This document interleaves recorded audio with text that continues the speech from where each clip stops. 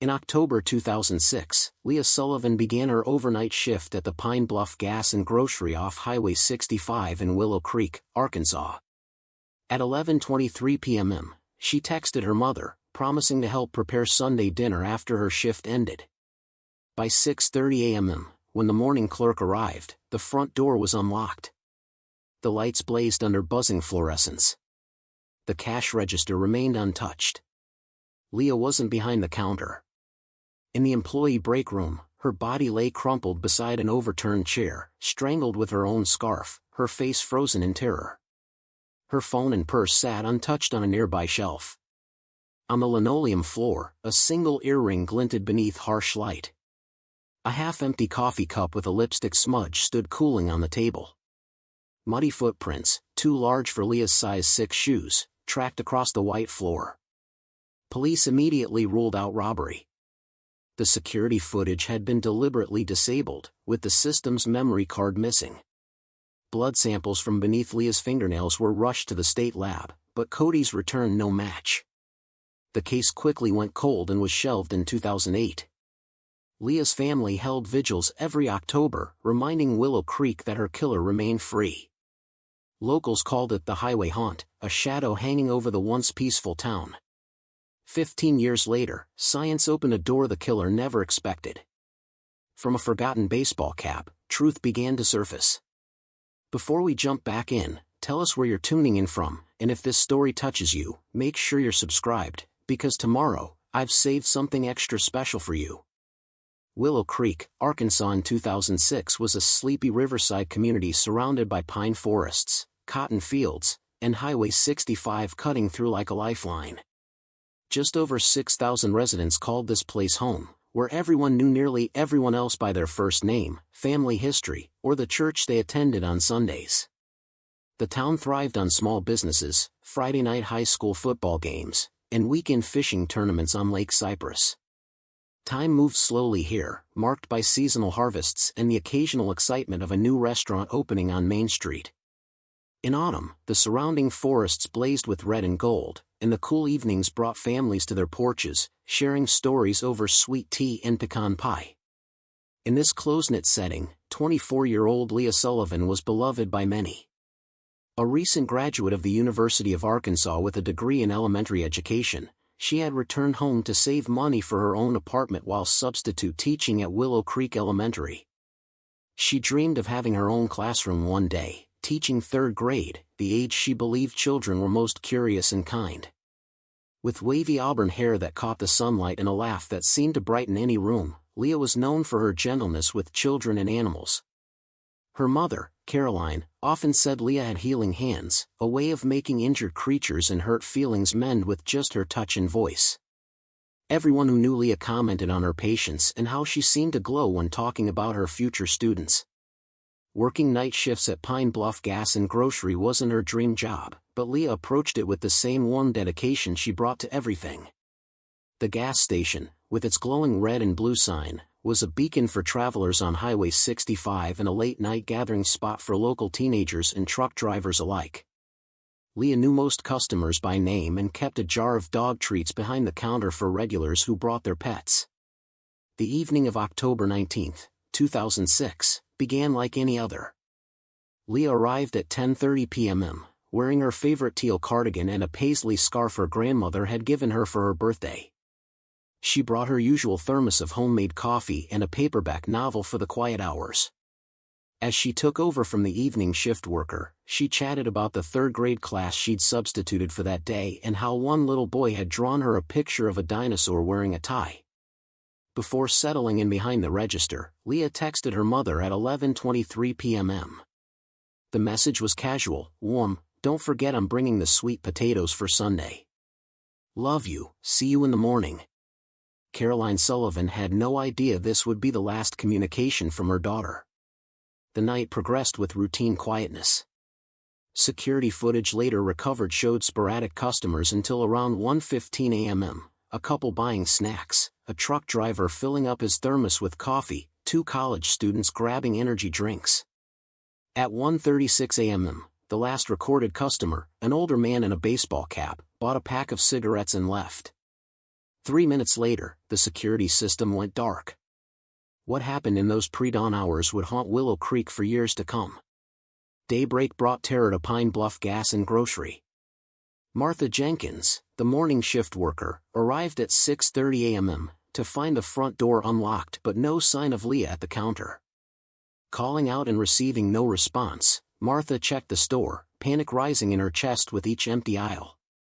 It was in the employee break room at the back of the store that Martha's world shattered. The overhead light revealed Leah Sullivan's body on the floor, her paisley scarf pulled tight around her neck, eyes open but seeing nothing. Martha's scream brought a startled truck driver running from the pumps outside. Within minutes, police sirens wailed through the morning mist. Officers secured the scene while Martha sat trembling in a patrol car, unable to process what she'd witnessed. By 7:15 a.m., the Pine Bluff Gas and Grocery was transformed from a familiar roadside stop to a grim crime scene, yellow tape fluttering in the October breeze. Detective Marcus Riley, a 15-year veteran of the Willow Creek Police Department, arrived as the sun crested the eastern treeline. Standing in the fluorescent-lit break room, he took in details that would haunt his dreams for years to come. Leah's body showed signs of a struggle, bruising on her wrists, a torn fingernail, her cardigan buttons ripped. The scarf, once a gift of love, had become a murder weapon, twisted so tightly it had left deep marks in her delicate skin. "Check the register," Riley instructed his partner. "See if anything's missing."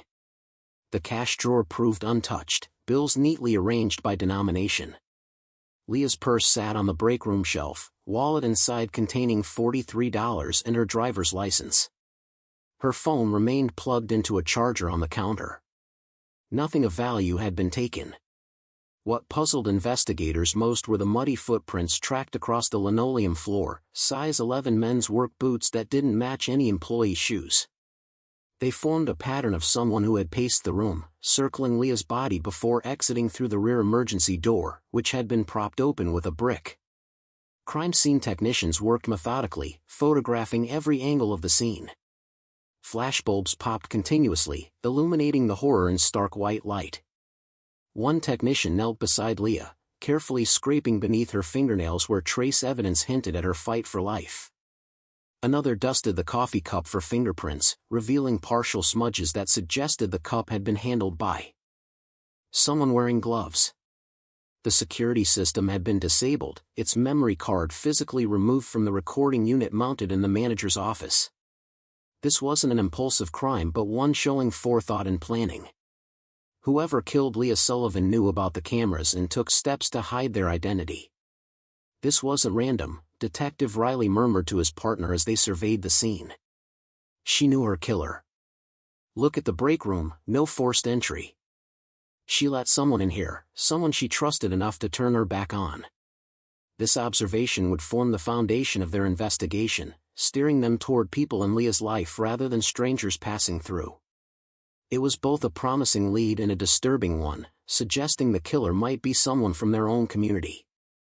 By mid-morning, Caroline Sullivan arrived, collapsing against a police car when officers prevented her from entering the store. Her anguished cries cut through the murmuring crowd of onlookers that had gathered behind the police tape. Leah's body was removed from the scene in a black bag, loaded into the county coroner's van as Caroline watched, supported by the police chaplain and a neighbor who'd driven her to the scene.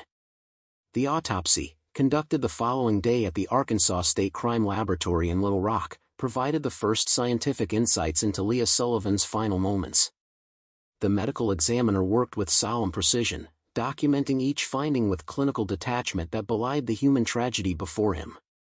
Dr. Thomas Reeves, chief medical examiner, noted that death had occurred between 2 o'clock and 4 a.m., based on body temperature and early stages of rigor mortis. The cause of death was manual strangulation, with the scarf used as a ligature. Significant bruising on Leah's throat indicated tremendous force had been applied, suggesting the killer was physically strong, likely male based on the handspan impressions left on her skin. Beyond the fatal injury, Leah's body told the story of a desperate struggle. Defensive wounds marked her forearms where she'd tried to shield herself. Bruising on her wrists suggested she'd been restrained at some point.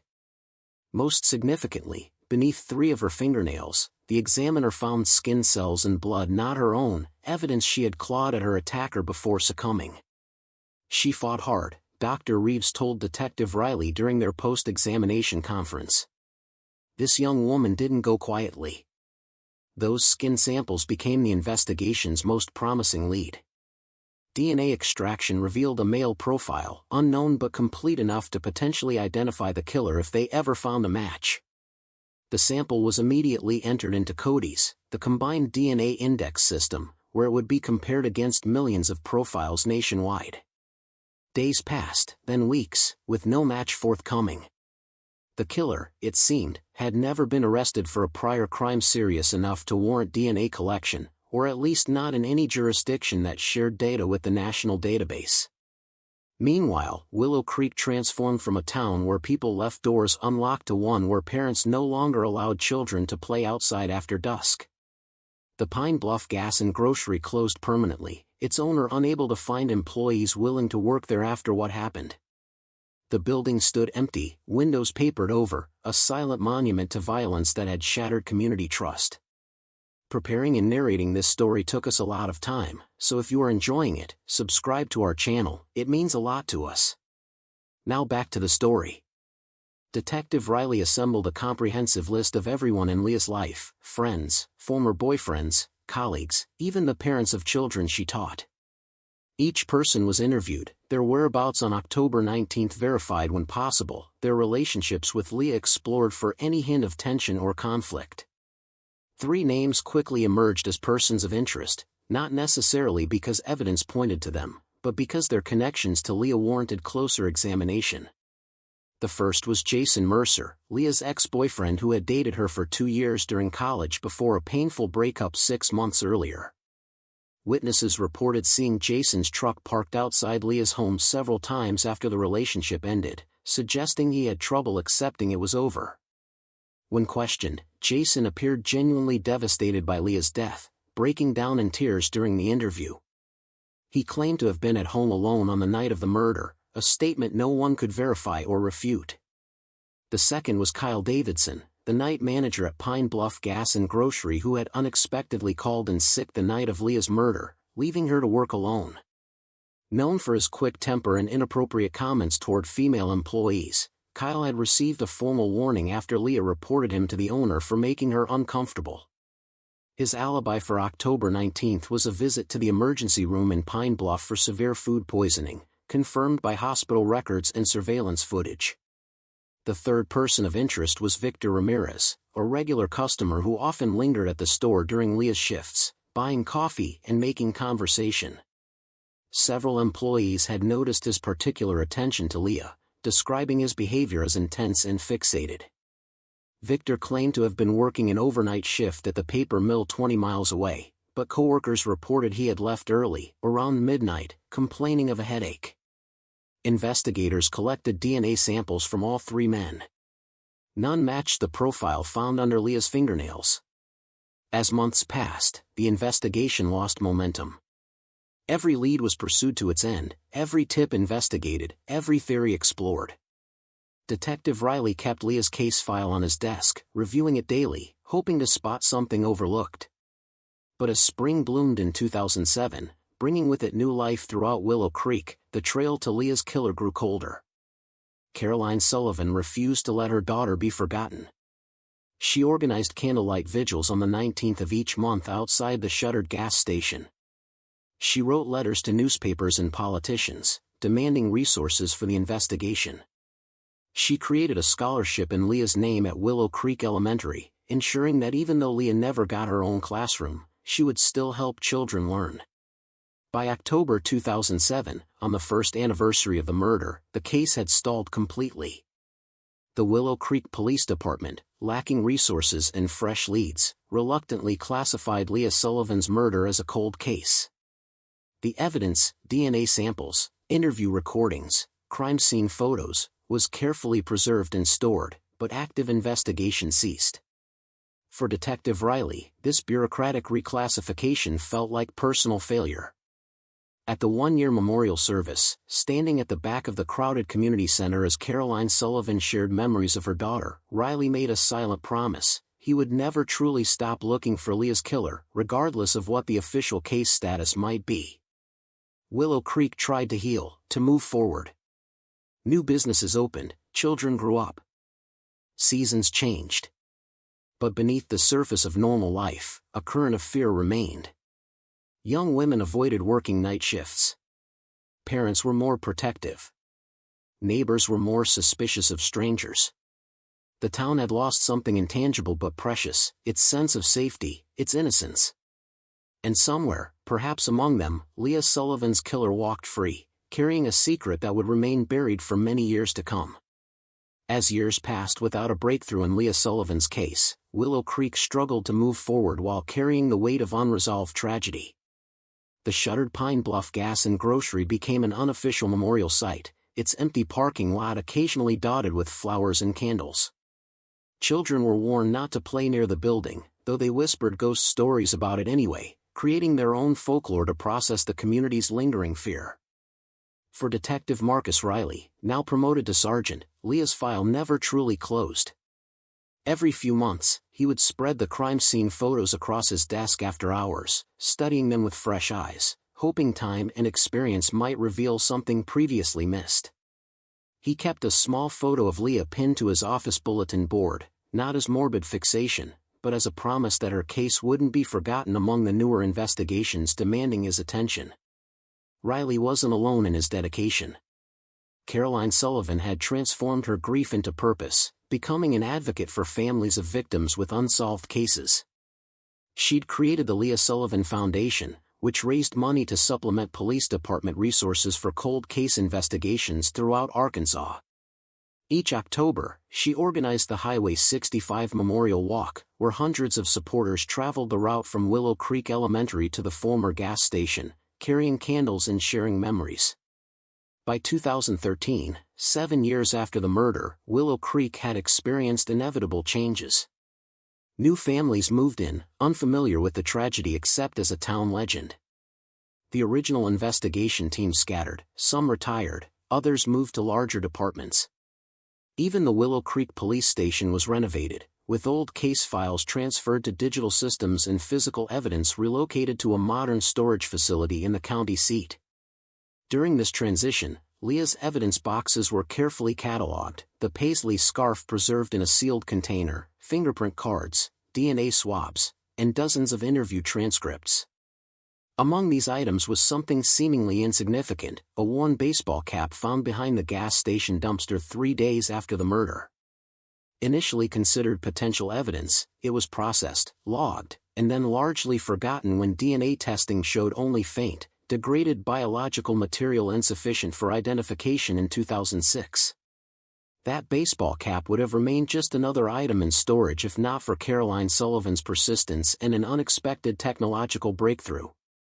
In December 2020, 14 years after her daughter's murder, Caroline attended a conference for families of cold case victims in Little Rock.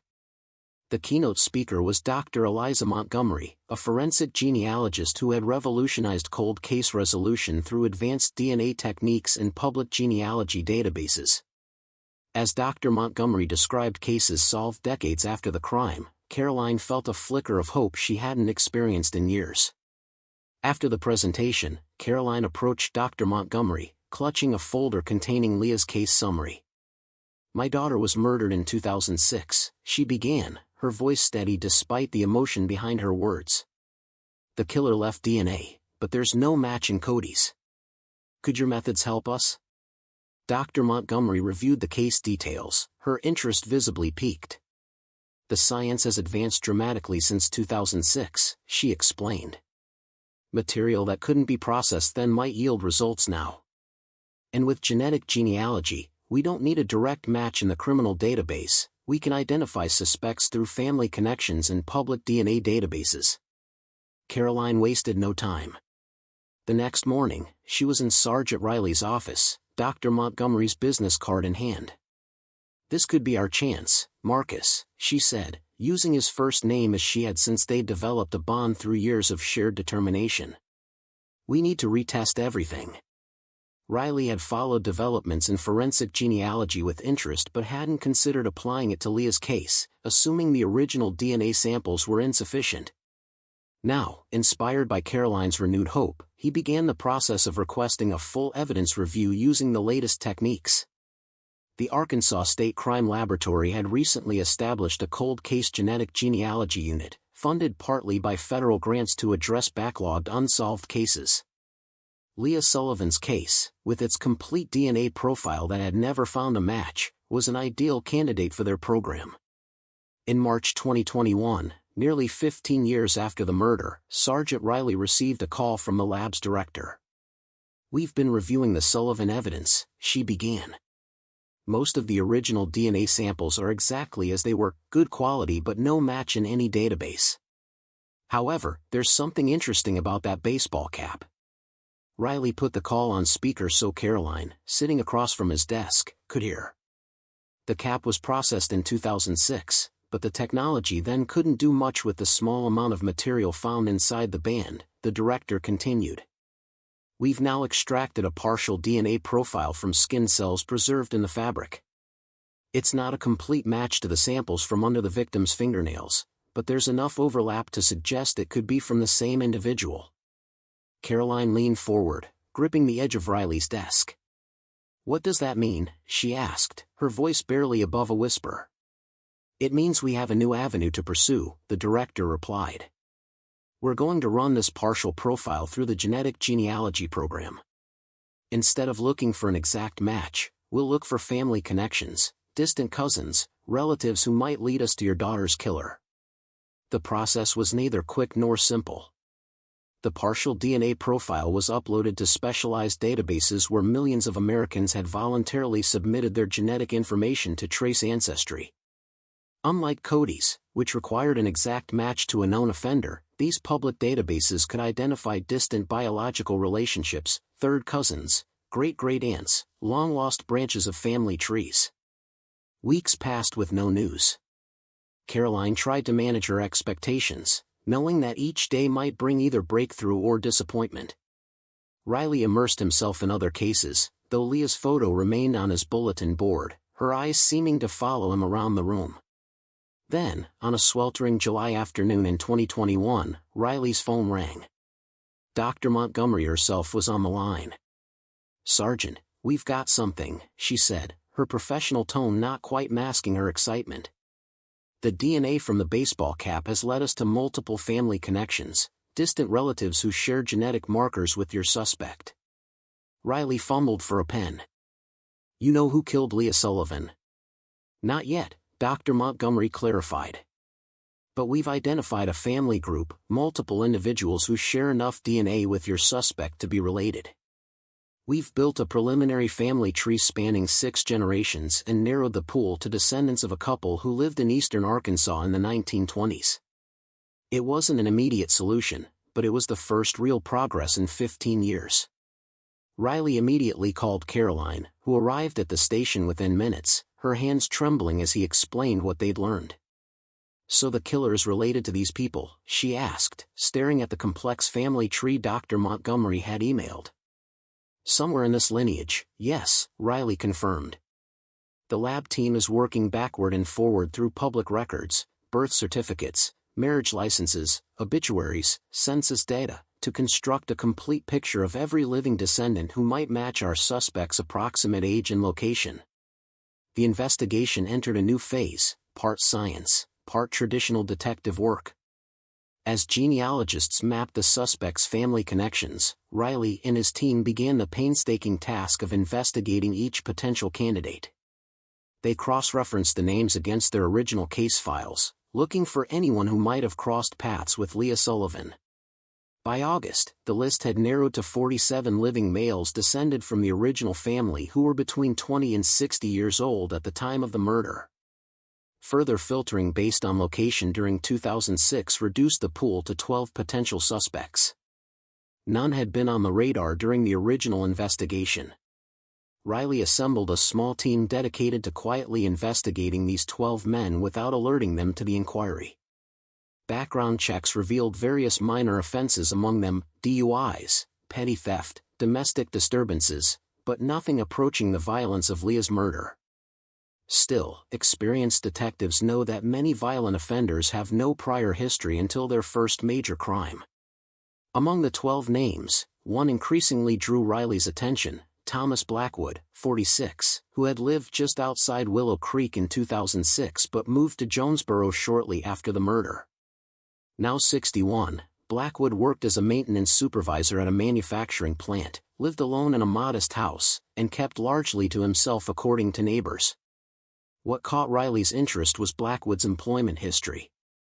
In 2006, he had worked for a commercial cleaning company contracted to several businesses along Highway 65, including the Pine Bluff Gas and Grocery. He would have known the store's layout, potentially including the security system. Yet his name had never appeared in the original investigation, as the cleaning company had been interviewed only about their current employees, not recent departures. Blackwood had quit the company 3 weeks before Leah's murder. "We need to look closer at Blackwood," Riley told his team during a closed-door meeting. "But we have to move carefully. We don't have enough for a warrant yet, and if he's our guy, I don't want to spook him into running or destroying evidence." The team began surveillance of Blackwood, tracking his predictable routine: work, home, occasional trips to a local diner or hardware store. He attended no social gatherings, had no visitors, and seemed to live a solitary, regimented life. For 2 weeks, officers documented his movements, photographed him from a distance, and waited for an opportunity to collect a DNA sample without his knowledge. The breakthrough came when Blackwood visited a barbershop in Jonesboro. After he left, a detective posing as a regular customer took the chair immediately after him. The barber, unaware of the subterfuge, swept hair from the floor between customers as usual. The detective managed to collect several strands of Blackwood's hair from the cape before it was shaken clean, securing them in an evidence bag hidden in his jacket. The hair samples were rushed to the state lab, where technicians extracted DNA from the follicles and compared it to both the partial profile from the baseball cap and the original evidence from under Leah's fingernails. Riley waited in his office late into the night for results, Leah Sullivan sitting silently across from him, both staring at the phone. When it finally rang after midnight, the lab director's voice was tense with controlled excitement. "It's a match, Sergeant. On both samples. The hair from Blackwood matches both the baseball cap and the original crime scene DNA. The probability of random coincidence is less than 1 in 30 billion. Riley exhaled slowly, meeting Caroline's gaze. "We've got him," he said simply. Caroline covered her mouth with trembling hands, tears spilling down her cheeks. 15 years of grief, advocacy, and relentless hope had led to this moment. "What happens now?" she whispered. "Now we build an airtight case," Riley replied, already pulling forms from his desk drawer. "And then we bring him in." The next 48 hours were a whirlwind of activity. Armed with DNA evidence linking Blackwood to the crime scene, Riley secured search warrants for Blackwood's home, vehicle, workplace locker, and electronic devices. He coordinated with the Jonesboro Police Department for assistance and arranged for state law enforcement backup during the arrest, taking no chances with a suspected murderer who had evaded justice for 15 years. Before dawn on a Tuesday morning, police vehicles surrounded Blackwood's small ranch house. Officers approached with tactical precision, positioning themselves around all exits. At precisely 5:30 a.m., as Blackwood would be preparing for his early shift, they announced their presence with authoritative knocks and clear identification. "Thomas Blackwood. This is the police. We have a warrant for your arrest. Come to the door with your hands visible." Inside, lights flicked on. After a tense 30 seconds, the door opened to reveal Blackwood in work clothes, his expression shifting from confusion to resignation as he registered the number of officers and weapons trained on him. Without resistance, he turned and placed his hands behind his back, accepting the handcuffs without question. As an officer recited his Miranda rights, Blackwood remained silent, his face a mask of eerie calm. Only when he heard the words "murder of Leah Sullivan" did his composure crack slightly, a tightening around the eyes, a momentary pause in his breathing that only the most observant would notice. While Blackwood was transported to the Willow Creek Police Department, search teams combed through his house. In the attic, tucked inside a sealed plastic tub, officers discovered a collection of newspaper clippings about Leah's murder, including coverage of the annual memorials. More disturbingly, they found a small box containing what appeared to be trophies, a teal button that matched the description of those from Leah's cardigan and a woman's hair elastic with strands of auburn hair still attached. At the station, Riley prepared for the most important interrogation of his career. Caroline waited in an adjacent room, allowed to observe behind one-way glass, an unusual arrangement, but one Riley had insisted on as recognition of her 15-year journey to this moment. Blackwood sat alone in the interrogation room for nearly an hour before Riley entered, deliberately letting tension build. The suspect's demeanor remained unnervingly calm, his posture relaxed as if waiting for a routine appointment rather than facing murder charges.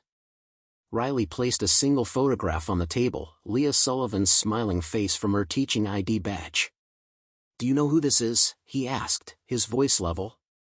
Blackwood glanced at the photo, then back at Riley. "Should I?" His voice was soft, almost gentle, belying the monster Riley knew him to be. "I think you do," Riley replied.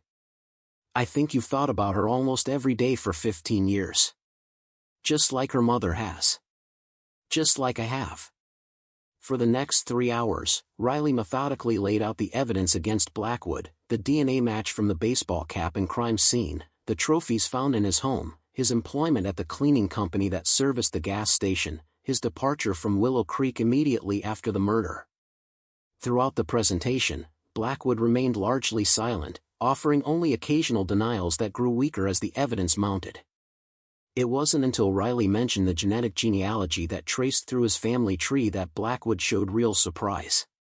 "You found me through my cousins? My relatives who never even met me?" he asked, the first crack in his composure. "Science caught up with you, Thomas," Riley confirmed. "Your family members who submitted their DNA to learn about their ancestry had no idea they were helping us find Leah Sullivan's killer. That's the thing about DNA, it tells stories, even when we try to keep secrets." Behind the one-way glass, Caroline pressed her hand against the cool surface, studying the man who had taken her daughter's life. He was unremarkable, thinning gray hair, average build, nothing in his appearance suggesting the capacity for such violence. Yet she had imagined this face for 15 years, had wondered countless times who had strangled the life from her child. In the interrogation room, Riley placed a final photograph on the table, the baseball cap found behind the gas station. "This is yours, isn't it, Thomas?" Blackwood stared at the image, his breathing visibly changing.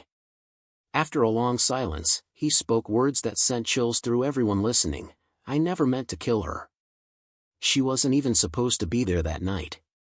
It was not a full confession, but it was an admission that broke the dam. Over the next 2 hours, Thomas Blackwood revealed the events of October 19, 2006, in halting, sometimes contradictory statements that Riley patiently untangled. Blackwood had been planning to rob the store after hours, using his knowledge of the security system from his cleaning job. He expected the male night manager to be working, not Leah. When he disabled the cameras and entered through the back door, Leah confronted him in the break room. He panicked, first trying to restrain her, then strangling her with her own scarf when she fought back and recognized him from his previous work at the store. "She knew my name," Blackwood said, his voice hollow. "She looked at me and said, 'Tom, what are you doing?' and I couldn't let her tell anyone." As the confession unfolded, Caroline Sullivan wept silently behind the glass, finally hearing the truth of her daughter's last moments after 15 years of questions.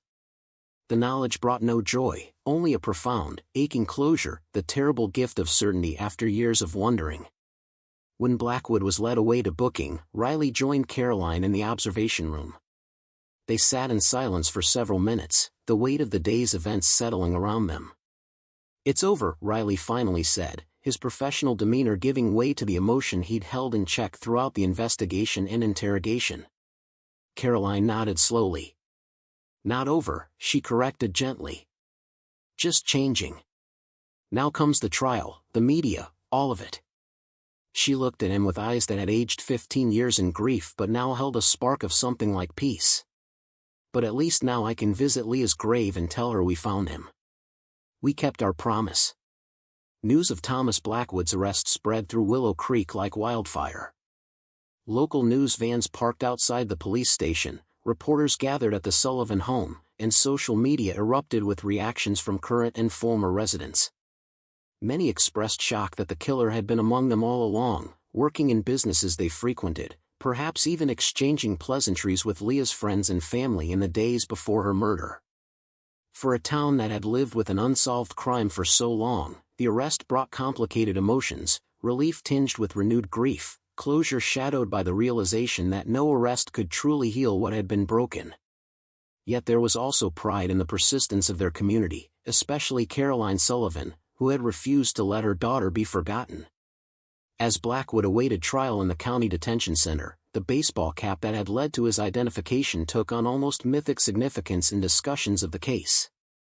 That simple item, overlooked for years, contained the biological material that science eventually decoded, a testament to both the value of preserving evidence and the relentless advance of forensic technology. For Caroline Sullivan, the arrest marked not an endpoint but a transition. The foundation she had built to support cold case investigations would continue, now strengthened by this powerful example of what persistence in advancing science could achieve. Leah's legacy would live on not only in memories of her kindness and unfulfilled potential, but in the mechanisms of justice her case had helped create for other victims. And in the Willow Creek Police Department, Sergeant Marcus Riley finally removed Leah Sullivan's photo from his bulletin board, placing it instead in a frame on his desk. No longer a reminder of failure, but a testament to the power of never giving up, even when justice takes 15 years to arrive.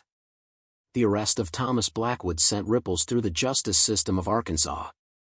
For the prosecutors, the case represented both a triumph and a challenge.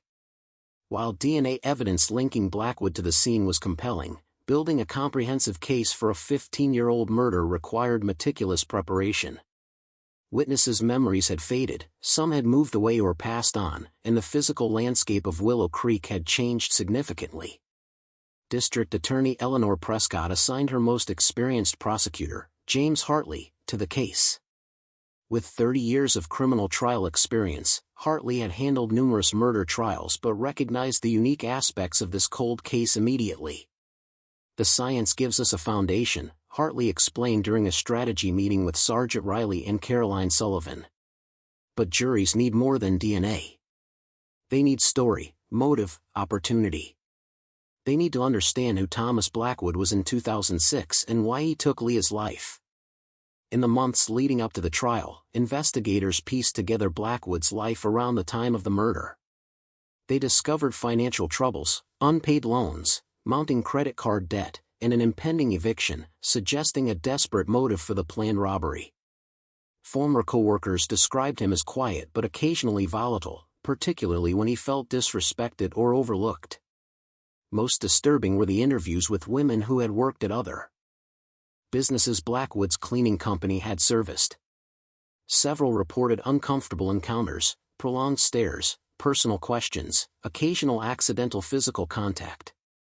None had filed formal complaints, but their collective testimony painted a portrait of a man with boundary issues and fixations on young women. Meanwhile, Blackwood's defense attorney, court-appointed public defender Melissa Cohen, worked to construct alternative narratives. She challenged the handling of evidence over 15 years, questioned the novel use of genetic genealogy, and proposed that Blackwood's DNA at the scene could have innocent explanations from his legitimate work at the gas station. As the case moved toward trial, national media attention focused on Willow Creek. The story captivated the public imagination, a small-town murder solved through cutting-edge science after 15 years of dead ends. True crime podcasters, documentary filmmakers, and journalists descended on the community, seeking interviews with anyone connected to Leah or the investigation. For Caroline Sullivan, this spotlight brought mixed emotions. While gratified that her daughter's case had not been forgotten, she found herself protecting Leah's memory from sensationalism. She declined most interview requests but agreed to a single thoughtful conversation with a respected journalist who promised to focus on Leah's life rather than just her death. "My daughter was more than a victim," Caroline said during this rare interview. "She was a teacher who believed every child deserved patience and kindness. She rescued stray animals and taught her students to stand up for each other. That's who was lost that night, not just a statistic or a tragic headline. In February 2022, as winter gripped Arkansas with unusual severity, Thomas Blackwood's trial began. The courthouse in the county seat was filled beyond capacity, with spectators lining up before dawn despite freezing temperatures. Extra security measures were implemented, with officers stationed throughout the building and metal detectors at all entrances. Caroline Sullivan arrived accompanied by a small circle of close friends who had supported her throughout the 15-year journey. She wore a teal brooch, Leah's favorite color, and carried a small photo of her daughter in her purse, a private talisman against the clinical proceedings to come. When Blackwood entered the courtroom in a gray suit that hung loosely on his frame, a hush fell over the gallery. He moved with the same eerie calm he had shown since his arrest, his eyes fixed forward, acknowledging neither the spectators nor Caroline's presence. Only when he turned to consult with his attorney did his profile become visible to the courtroom, an ordinary face that had concealed extraordinary violence for so long. Opening statements set the tone for what would become a 3-week trial. Prosecutor Hartley began with Leah's last text message to her mother, projecting it onto a large screen for the jury to see. "Don't forget I'm bringing the sweet potatoes for Sunday. Love you, see you in the morning." Leah Sullivan never made it to Sunday dinner, Hartley said, his voice resonating through the hushed courtroom. Instead, her mother spent that day identifying her body. The sweet potatoes Leah had planned to prepare remained in her apartment refrigerator, a small domestic detail that underscores the brutal interruption of a life full of promise. From this emotional opening, Hartley methodically outlined the state's case: Blackwood's employment at the cleaning company that serviced the gas station, his knowledge of the security system, his financial desperation, the DNA evidence from both the crime scene and baseball cap, and finally, his own partial confession during interrogation. Defense attorney Cohen countered with a narrative of rushed judgment and circumstantial connections. "The state wants you to believe that modern science has written the final chapter in this tragic story," she argued. But science without context can mislead. Mr. Blackwood worked legitimately at this location for months. His DNA could be present for innocent reasons. And statements made after hours of interrogation, 15 years after the fact, should be viewed with healthy skepticism. The trial unfolded over 18 grueling days. Forensic experts explained the evolution of DNA technology and how genetic genealogy had revolutionized cold case investigations. Former coworkers testified about Blackwood's knowledge of the gas station layout and security systems. Financial records demonstrated his precarious situation in October 2006. Most compelling was the testimony from Dr. Eliza Montgomery, who walked the jury through the complex process that had led from an anonymous DNA sample to Thomas Blackwood's identification.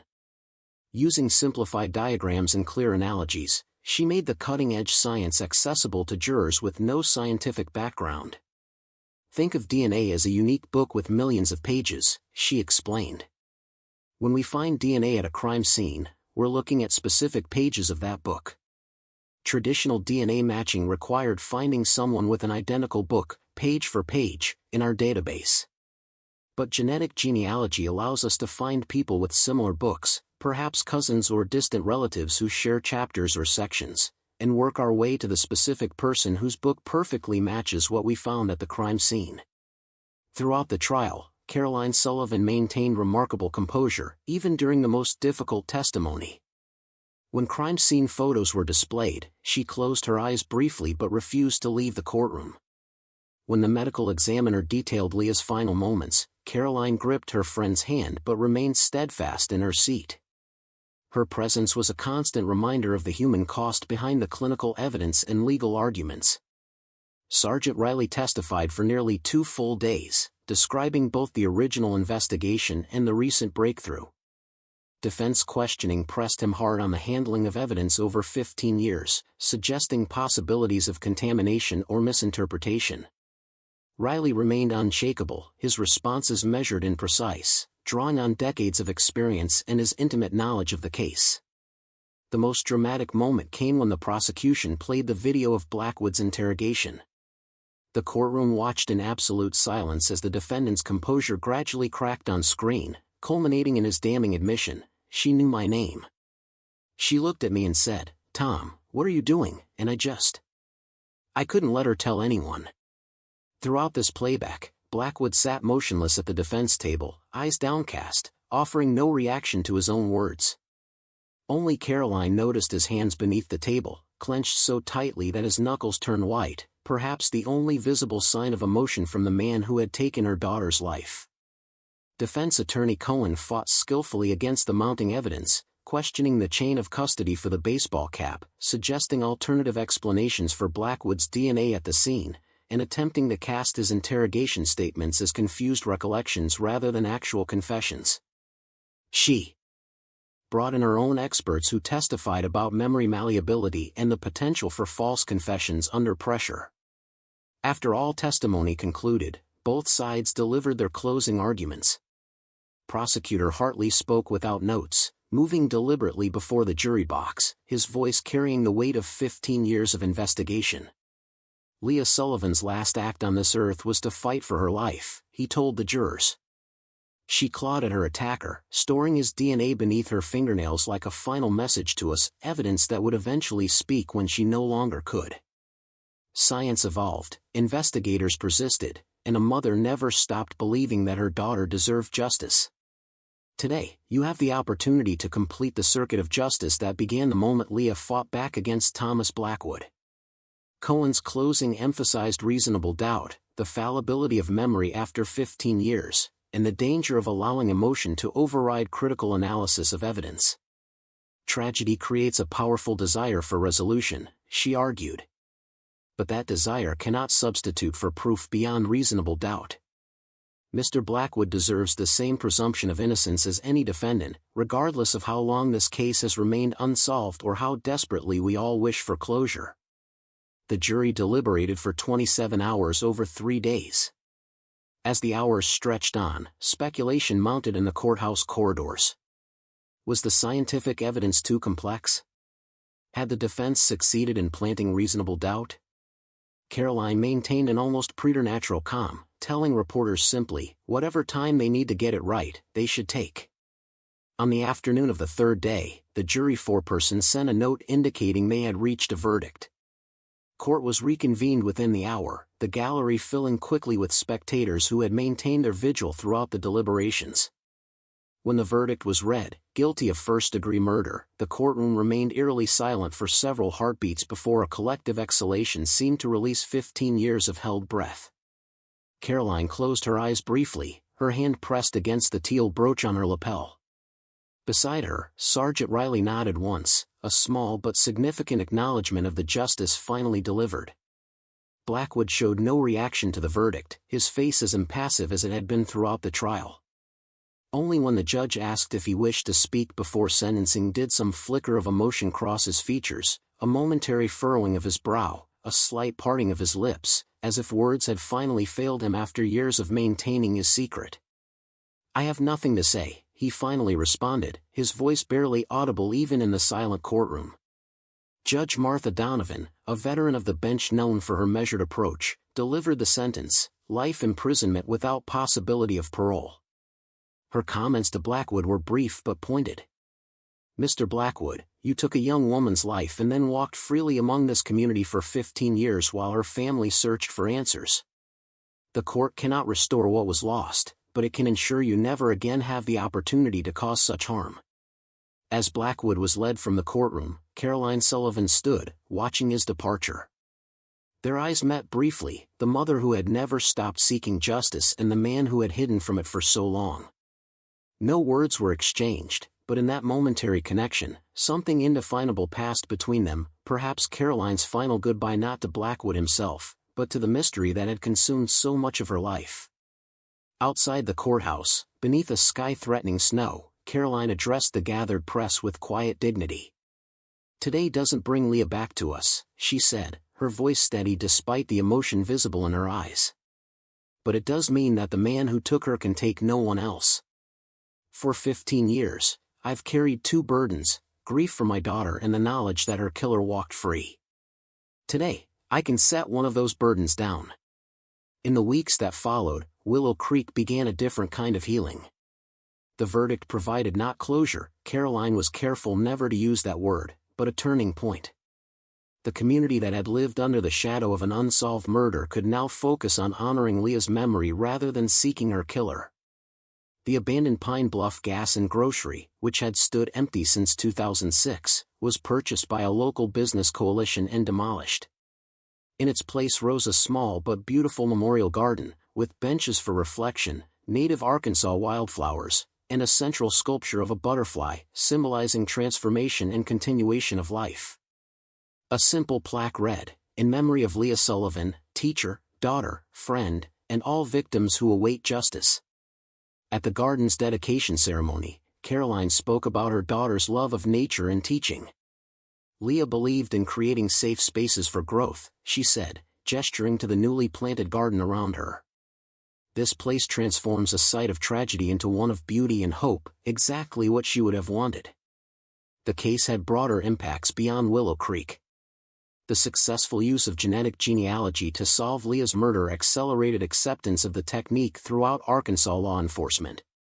The state legislature, moved by Caroline's advocacy, passed the Leah Sullivan Cold Case Initiative, allocating dedicated funding for reviewing unsolved homicides using advanced DNA techniques. For other families waiting for answers about loved ones, the Sullivan case became a beacon of possibility. Several contacted Caroline, seeking advice on advocating for their own cold cases. With characteristic generosity, she shared her experiences, helping them navigate the complex emotional and practical aspects of pursuing long-delayed justice. "Every case deserves the same persistence Leah's received," she told one mother whose daughter had been missing for 8 years. "Science keeps advancing, and evidence preserved today might speak clearly tomorrow, even if it's silent now." Sergeant Marcus Riley, whose career had been shaped by his 15-year commitment to Leah's case, found himself in demand as a speaker at law enforcement conferences, sharing insights on cold case management and the integration of traditional detective work with new technologies. He always began these presentations with Leah's photo and ended with the baseball cap that had finally broken the case. "Never discard evidence, no matter how insignificant it seems," became his mantra to younger officers. What's meaningless today might be crucial tomorrow, as science evolves faster than we can imagine. The trial's conclusion brought an unexpected consequence for Caroline, the sudden absence of purpose that had driven her for 15 years. In the quiet months following Blackwood's sentencing, she found herself adrift, her identity so long defined by her quest for justice that its achievement left her momentarily uncertain of her path forward. "I expected to feel only relief," she confided to a close friend. "But there's this strange emptiness too. For so long, finding Leah's killer structured everything I did. Now I have to learn who Caroline Sullivan is beyond that mission." This period of reflection led Caroline to a profound decision. Using settlement money from a civil suit against Blackwood and the cleaning company that had employed him, along with donations that had accumulated through the Leah Sullivan Foundation, she established a scholarship for aspiring teachers at the University of Arkansas. But her most meaningful step forward came when she accepted an invitation to volunteer at Willow Creek Elementary, the school where Leah had dreamed of teaching. 3 days a week, Caroline worked with struggling readers in a sunlit corner of the library, her patient guidance helping children navigate the challenges that had once frustrated them. "I see Leah in this work," she told the school principal after her first month. Not in some mystical way, but in the practical application of what she believed, that every child deserves someone who won't give up on them, no matter how long it takes. On what would have been Leah's 40th birthday, Caroline visited her daughter's grave alone, bringing not flowers but a small collection of handmade cards from the children she'd been tutoring. She arranged them carefully against the headstone, the bright colors vivid against the gray granite. "Your students made these for you," she said softly, running her fingers over the inscription that had weathered 15 Arkansas seasons. "They don't know you, but they're learning because of you. Your story opened doors, Leah. Not just to find the man who took you from us, but to help other families, to advance how we seek justice, to remind people that no case is ever truly cold if someone still cares enough to keep looking." A gentle breeze stirred the pages of the children's cards as Caroline sat beside the grave, No longer overcome with grief but filled with a complex peace, the understanding that tragedy and purpose could coexist, that what was broken could not be fixed but could still create something meaningful in its jagged reassembly. As for Thomas Blackwood, he began serving his life sentence at the maximum security unit of the Arkansas Department of Corrections, his case number and DNA profile now permanently in the system that had failed to identify him for so many years. Whatever thoughts occupied his mind, regret, resentment, or resignation, remained locked behind the same impassive expression he had maintained throughout his trial. The baseball cap that had finally connected him to Leah Sullivan's murder was preserved in the State Crime Lab's permanent collection, a teaching tool for new forensic scientists about the importance of evidence preservation and the potential for technological evolution to reveal what once was hidden.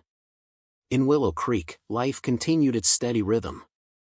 New families moved in, children graduated from the school where Caroline now volunteered, businesses opened and closed along Main Street. The Memorial Garden flourished, becoming a place for quiet reflection, for teenagers to study on sunny afternoons, for parents to explain complicated truths about justice and perseverance to curious children. The story of Leah Sullivan and the 15-year journey to find her killer became part of the community's shared narrative, not defined by the tragedy alone, but by what followed: a mother's unwavering determination, a detective's career-long commitment, scientists pushing boundaries of what was possible, and a community that refused to forget. On the 15th anniversary of Leah's death, the first since Blackwood's conviction, Caroline Sullivan stood in the Memorial Garden surrounded by hundreds of community members holding candles against the October darkness.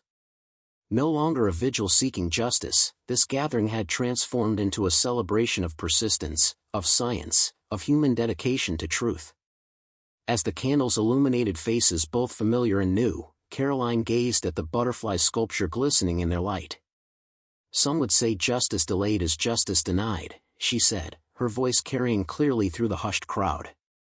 "But I've learned that justice isn't a moment, it's a process. It's the collective decision to remember, to value every life enough to keep searching for answers, no matter how many years pass."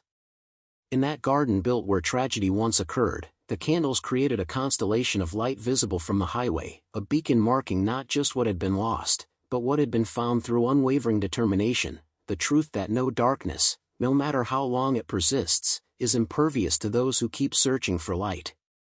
The impact of Leah Sullivan's case reached far beyond Willow Creek, creating ripples through the American justice system that would transform how cold cases were approached nationwide. In March 2023, nearly a year after Thomas Blackwood's conviction, the National Institute of Justice invited Caroline Sullivan and Sergeant Marcus Riley to Washington, D.C., to share their experiences at a symposium on advances in cold case investigations. Standing before an audience of law enforcement officials, forensic scientists, and policymakers, Caroline spoke not as a grieving mother but as an advocate whose personal tragedy had unveiled systemic gaps in how unsolved cases were handled. For too many families, cold cases become frozen in time, evidence stored but not re-examined, witnesses' statements filed away but never revisited with new perspectives, she explained, her quiet voice commanding complete attention. Each technological advance should trigger automatic reviews of evidence that couldn't be processed before.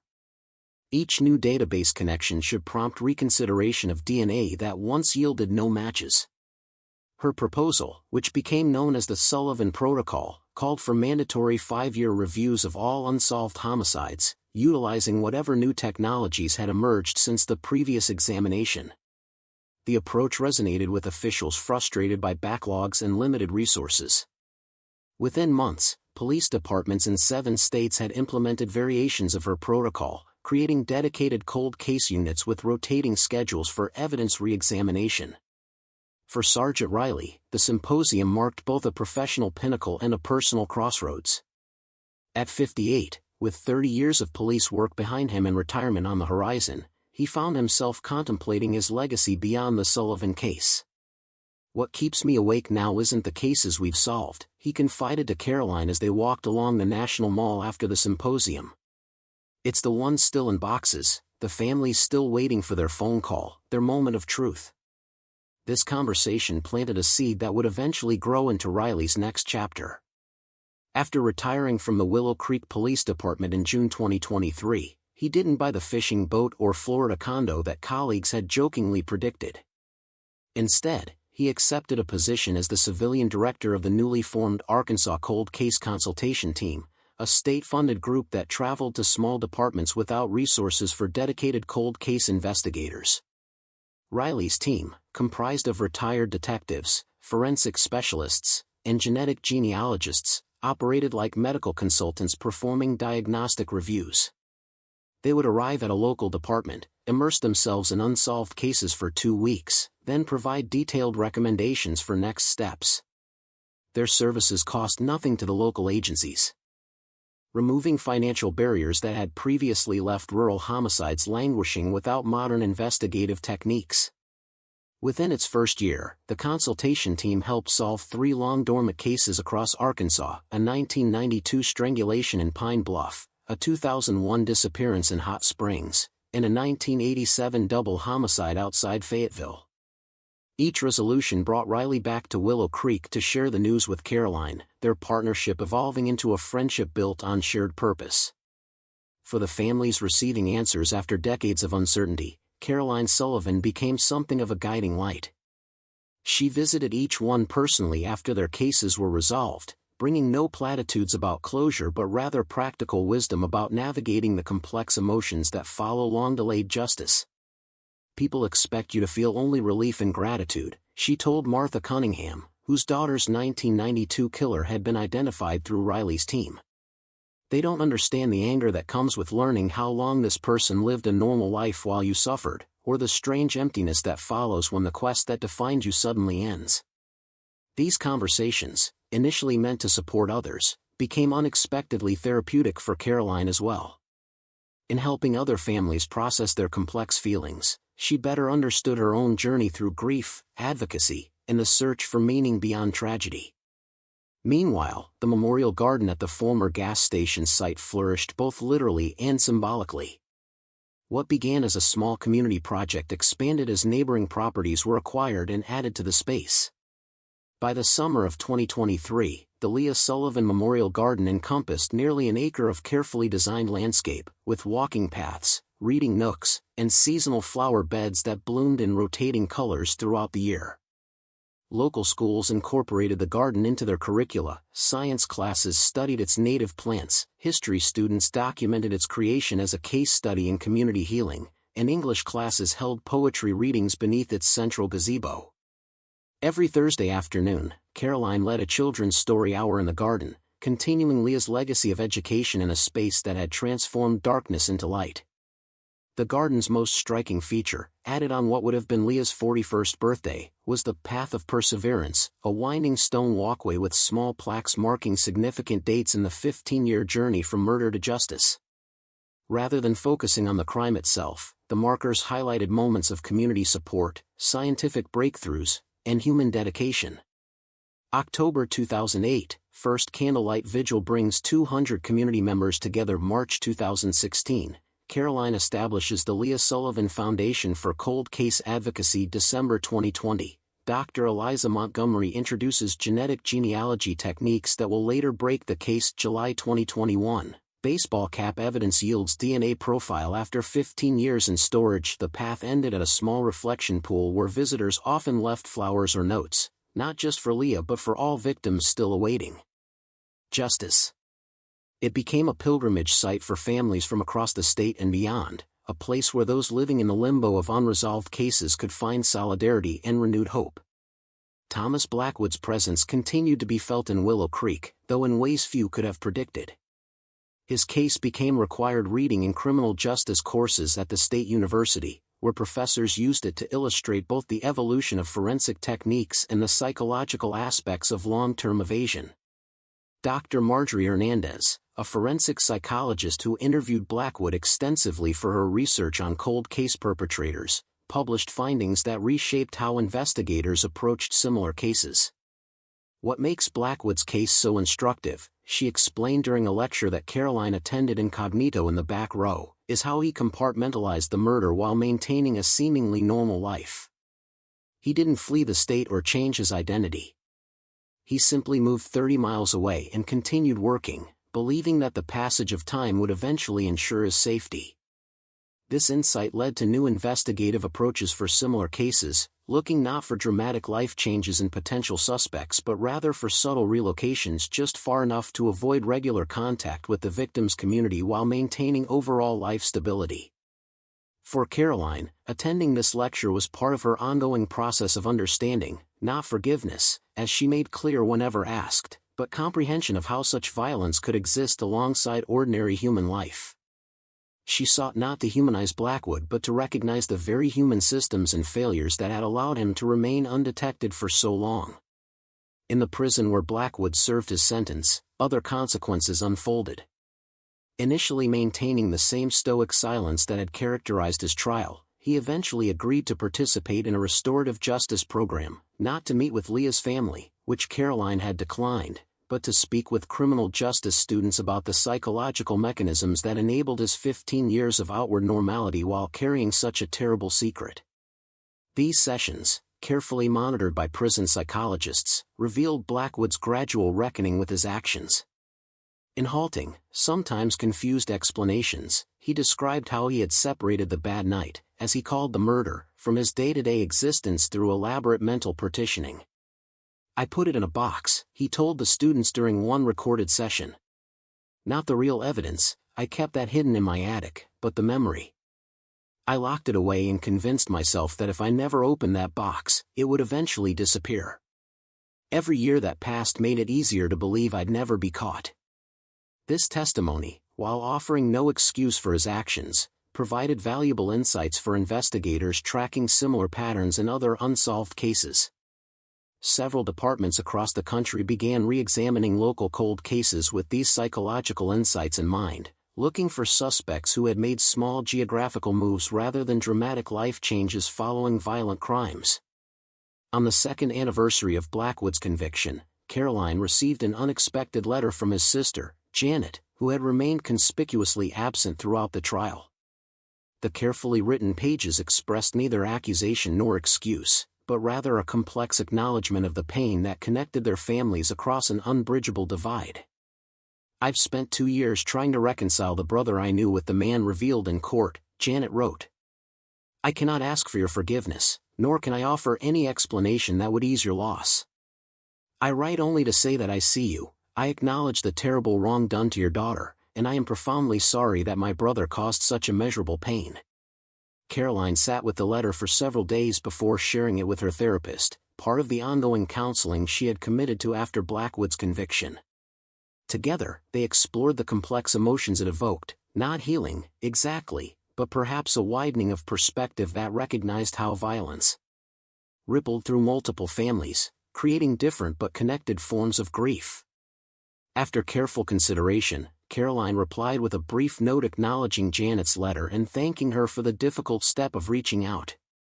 It wasn't forgiveness, which Caroline maintained was neither her obligation nor her desire to grant, but it was a human recognition that extended beyond the simplified narratives of victim and perpetrator families that often dominated media coverage. Meanwhile, the scientific techniques that had finally identified Blackwood continued their rapid evolution. The genetic genealogy methods that had seemed cutting-edge in 2021 were being supplemented by even more sophisticated approaches by 2024.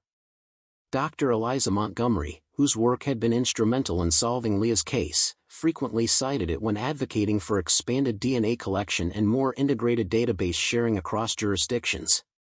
"The Sullivan case demonstrates both the power and the limitations of our current systems," she explained during testimony before a Senate Judiciary Subcommittee considering expanded funding for cold case initiatives. Had Thomas Blackwood's DNA been collected during his minor legal infractions years earlier, this case might have been solved much sooner. Every gap in our collection protocols potentially means years of unnecessary suffering for victims' families. This testimony, supported by Caroline's compelling personal advocacy, ultimately contributed to the passage of the Cold Case Accountability Act of 2024, which established federal grants for local departments to implement regular cold case reviews and expanded the categories of offenses for which DNA collection was standard procedure. For Caroline, now in her early 60s, these policy victories represented the broader meaning she had extracted from personal tragedy. The garden in Willow Creek, the reading program at the elementary school, the cold case protocols being adopted nationwide, these were Leah's legacy, transformed through her mother's unwavering commitment to create meaning beyond grief. On a crisp October morning in 2024, 18 years after Leah's death and 3 years after Blackwood's conviction, Caroline arrived at the memorial garden to find an unexpected visitor waiting on a bench near the butterfly sculpture. She recognized him immediately, Joshua Preston, the little boy who had drawn the dinosaur wearing a tie for Leah on her last day of substitute teaching. Now a young man of 24, he had returned to Willow Creek after completing his education degree. "Miss Sullivan," he said, standing as she approached. "I don't know if you remember me, but, Joshua," she interrupted gently. "Of course I remember you. Leah kept that dinosaur drawing on our refrigerator. She said it was the best tie-wearing T-Rex she'd ever seen." His eyes widened slightly at this detail, preserved across so many years. "I've been hired to teach 3rd grade at Willow Creek Elementary," he explained.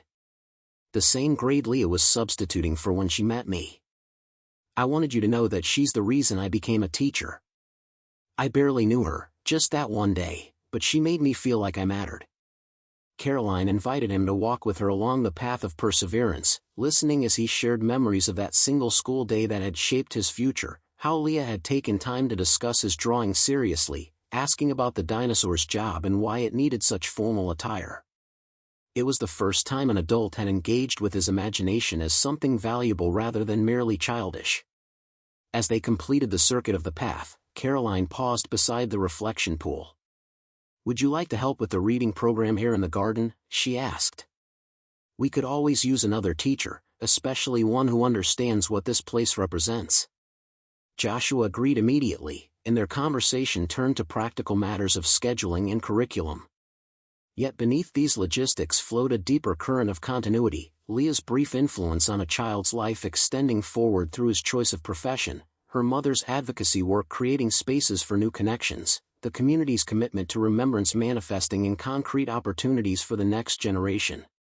That afternoon, Caroline called Sergeant Riley, now Director Riley of the Cold Case Consultation Team, to share this unexpected development. Their regular conversations had evolved over the years from focused case discussions to broader reflections on the ripple effects of their work together. "It's strange how it all connects," she told him after recounting Joshua's visit. "This young man Leah taught for just one day is now teaching because of her. The garden where we met was built because of what happened to her. The work you're doing across the state links back to what we learned through her case." Riley, driving between consultation sites, pulled over to give the conversation his full attention. "That's the thing about cold cases that most people don't understand," he replied. "They're never really about the past. They're about the future, what we do with the truth once we find it, how we change systems so other families don't wait 15 years for answers." This observation captured what both had come to understand through their years of collaboration. Justice wasn't a single moment of verdict or sentencing, but rather an ongoing process of creating meaning and change from even the darkest human experiences. In the years that followed, this philosophy continued to guide their separate but connected work. Caroline expanded the reading program to multiple locations throughout Arkansas, training volunteers to create similar garden spaces in communities affected by unsolved crimes. Riley's consultation team grew to include specialists in victim advocacy and community healing alongside its investigative experts, recognizing that solving cases was only one aspect of true justice. Together, they occasionally spoke at conferences and training sessions, sharing not just the technical details of how Leah's case was solved but the deeper lessons about persistence, evolving science, and the human capacity to create meaning from tragedy. Their presentations always ended with the same photograph, not of evidence or crime scenes, but of the butterfly sculpture in the Willow Creek garden, its wings catching the light as children read books on nearby benches.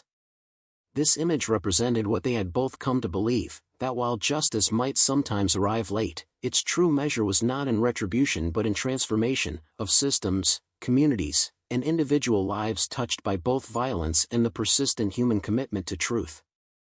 When visitors to Willow Creek now asked about Leah Sullivan, they heard not just about a murder that went unsolved for 15 years, but about a garden where children learned, a reading program that spread statewide, legal reforms that solved dozens of other cold cases, and a community that discovered its capacity for both memory and renewal. In this way, Leah's legacy extended far beyond the tragedy of her death or even the eventual identification of her killer. It lived in spaces reclaimed from darkness, in cases solved through techniques pioneered during her investigation, in students inspired by teachers who carried forward her brief but significant influence, and in the countless unseen connections between past truth and future possibility. For Caroline Sullivan, this expansive legacy brought not the closure that well-meaning friends had once promised, but something more valuable, the knowledge that even the deepest wound could generate healing beyond itself, that her daughter's interrupted life had nonetheless created ripples of positive change extending far beyond what anyone could have imagined on that terrible October morning so many years before. Up next, you've got two more standout stories right on your screen. If this one hit the mark, you won't want to pass these up. Just click and check them out. And don't forget to subscribe and turn on the notification bell so you don't miss any upload from us.